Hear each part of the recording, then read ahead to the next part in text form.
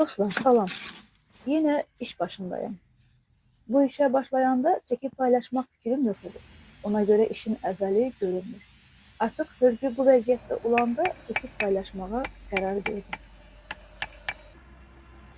Qeyd edim ki, çəkilişi 13 yaşlı oğlum çəkdi. Və bu işləri də oğlumun köməyi ilə edirəm. Videoda görünür. Qonşu ilə aramızdakı çəpəri daş hasar qoydu. Çəpərin əvvəli sıfqa idi. Sonradan biz köhnə şeferlər əlavə etdik.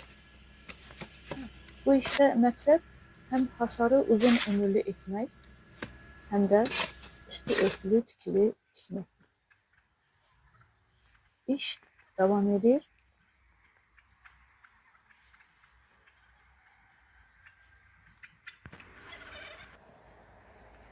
Artıq mənə lazım olan hörgü hazırdır. İndi də başladım tikiliyə. Dirək bastırıldı, dibi betonla bərk edildi. Əlimdə olan materiallar 30 ilin taxtalarıdır. Bir-birinə calayıb tikiliyə əlavə edirəm. Qeyd edim ki, bu işləri geniş çəkə bilmədik. Çünki taxtalar söküntü olduğu üçün köhnə mismarları çıxartmaq və yenidən calamaq zaman alan işdir. Çəkilişdə görsənmir, amma milləri neçə qat simlə öncədən hörgü arasına əlavə etdiyim mismara bağladım. Artıq tikili hazır.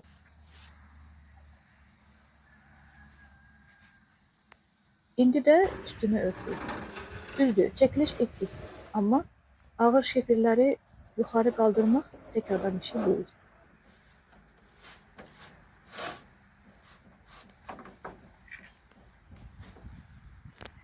İş tamamlandı.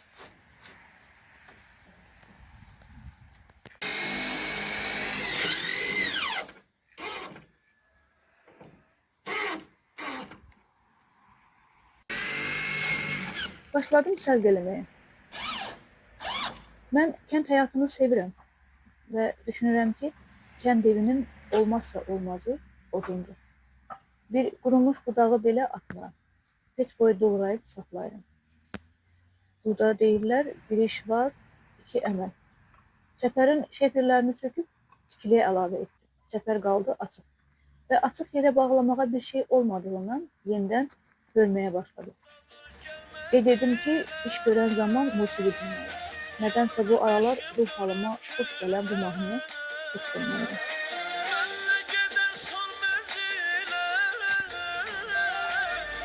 Artıq hörgünü bitirdim. Qalan palçıqda təndir uçmasın deyə üstünü sıvadım. Vəfa borcu kimi qoruyub saxlayırıq. Çünki zamanında bu təndirdə pişən çörəyi çox yemişik. Təmizlik işləri görüldü. Təmizlik zamanı çox sərgəsiz göründüyüm üçün çəkmək istəmədim. Nəhayət iş yekunlaşdı. Sirka çəkildi. Qapı əlavə olundu. Artıq istifadəyə hazırdır. Qeyd edim ki, iş zamanı qəzalar qaçınmaz. Bəzən əyləncəli, bəzən də əsəbi hallar yaşandı. Amma sağlıqla bitirdik. Bu da bir xatirə oldu.